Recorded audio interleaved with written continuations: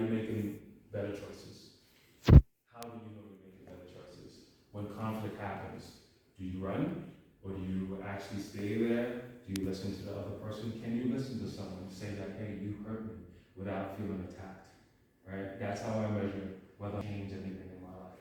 Because if you and I are in a discussion and right away I start yelling, barking at you, whatever the case may be, then nothing of me has actually changed. My childhood trauma hasn't changed. I'm still being reactive. And that's what I believe childhood trauma is and overcoming it is.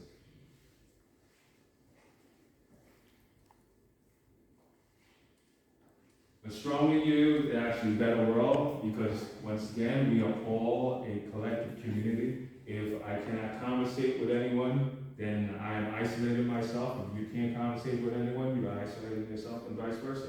So the objective in life is to actually have deeper connection with everyone else. So the real method in action, once again, we've created a closed loop system, right? The real method deals with you in the current day, and then we have a couple of workbooks that help you deal in depth with childhood trauma. There's one for sexual abuse. There's one for music, attaching music to memory. There's one for relationships, because we have always had relationships with others, but they were poor relationships. So it helps to improve our relationships. We pretty much cover, I think, we're up to check myself into rehab, and that's when everything first started. I wanted to understand why I was running away from my feelings and emotions. And within that, my first research paper was about social media addiction, right? Because I thought that was playing a role in my drinking as well too. But it felt as though I was still reaching outside of myself and not going internally. So I decided to go a little bit deeper and understand childhood trauma itself. So within understanding childhood trauma, I had one big question is, why did I know better, but I was still doing the same exact thing? Repeating the same actions, poor behavior, making poor decisions, making poor choices. All right, so I understand that there was a space between my reaction and what was actually happening. All right, so practical emotional intelligence explores the missing bridge between emotional awareness and functional action.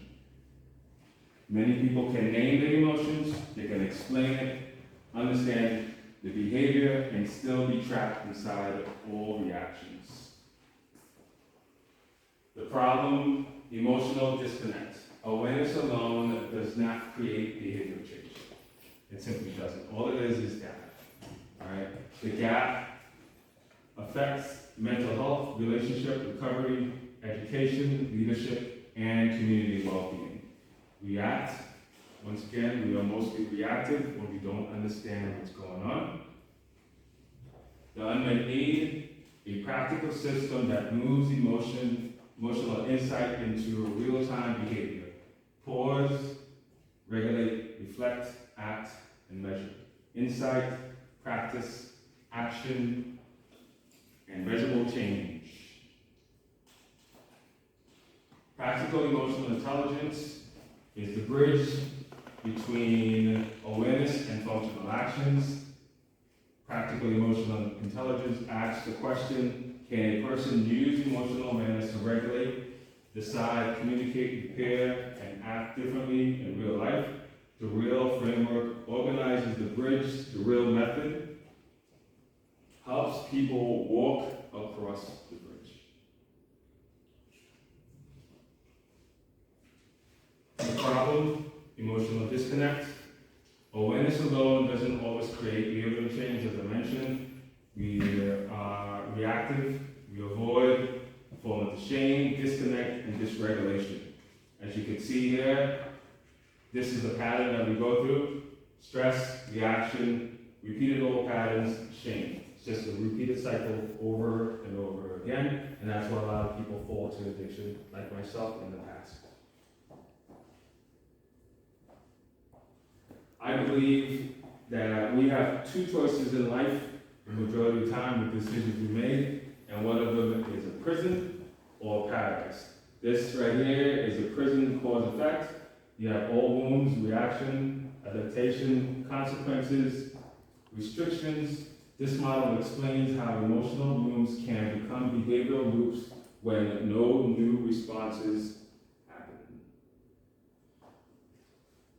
Once again, this is prison or paradise. On one side, you see the trigger, and it's an automatic reaction. Prison course, reaction, once again, you go back in the same similar loop. When you actually can regulate and make decisions off the regulated nervous system, you're in an intentional response, right? There's more freedom when your responses are intentional. You can make sound decisions. Once you go back to AI again, when you have the correct data, you can make right choices. The space between reaction is where freedom is built or where restriction is reinforced. The real method. Stop, breathe, recognize, explore, align, and lead. It's very simple. And for me, during my whole process, regulating my nervous system was probably one of the key things for me to do in order to make great decisions, right? All you have to do is just simply take a moment. You can even close your eyes and pay attention to your breathing, right? When you pay attention to your breathing, it slows down your nervous system. So you're not all over the place, you're not wired, right? The real method is not about perfection, it's about practice, progress, and possibilities.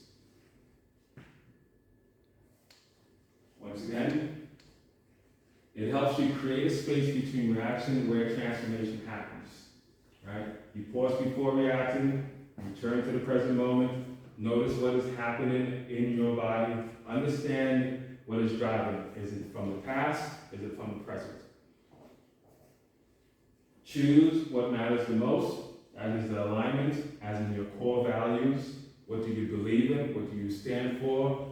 What is the next version of yourself going to look like? Because the decision to make right now is the pathway to our future. And lead, once again, you take one intentional action to fall into alignment with who you are becoming. Practice creates the space creates a choice, and the choice, once again, creates a change. Remember, you can't always control what happens, but you can always choose how you respond to what happens to you. Why regulation matters. You can't always control, once again, the triggers, but you can control what happens to you. And again, you go right into the same exact loop, but now you're creating a more founded system where you're not making decisions based off old data. You're creating new data. So you're going into the new. Stop, breathe, recognize, explore, align, and lead. Regulation is the bridge between what happens and how you choose to create your life. Trauma cravings and behavioral patterns. Understanding the cycle helps us break awareness plus the tools of support. Once again, you have a trigger, craving, behavior, short-term relief, or you can choose the long-term course. Usually when you're stuck in some kind of behavioral patterns of repeating the same thing over and over again, it's coming from an old belief of yours where you believe that you have to respond right away rather than taking a minute and actually allowing yourself to understand exactly what's happening, right? So to break the cycle with the real strategy is, once again, system is stop, breathe, recognize, explore, align, and lead. The thinking brain helps you plan, reason, and make wise choices. Emotional brain detects danger and drives your big feelings. Survival brain, once again, you go to trigger, flight, freeze, frown. And the reward system, you seek relief and reinforce habits. So trauma and stress can help you, your survival brain, and change regulation helps your thinking brain lead again. You don't have to do it alone. you can actually connect and use the system with multiple people. You could use them in a group. You could definitely do it by yourself as well too.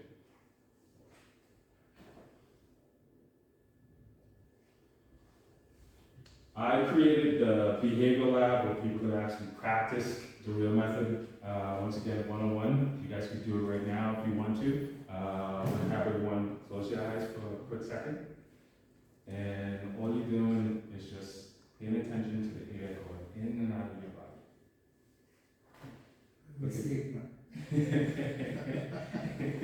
You're looking for that feeling of the air just going in and out.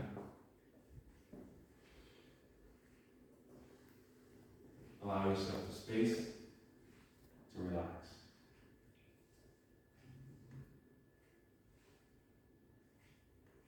Being able to present this work to you guys. If you have any questions, feel free. If it's personal, it doesn't really matter because I can answer. Thank you. You're welcome.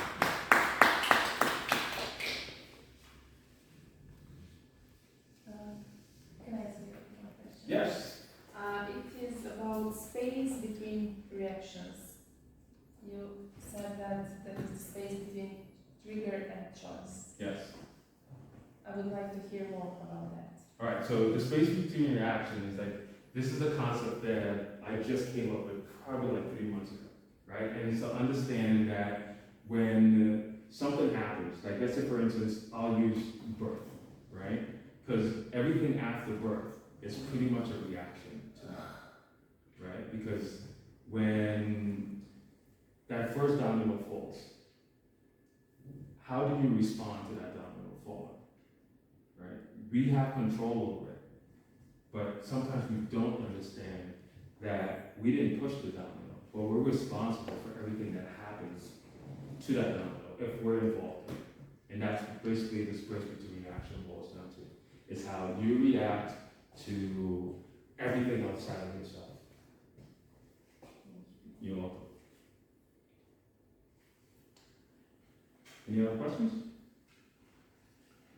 I have no question, but I like your presentation. It's colorful and attractive.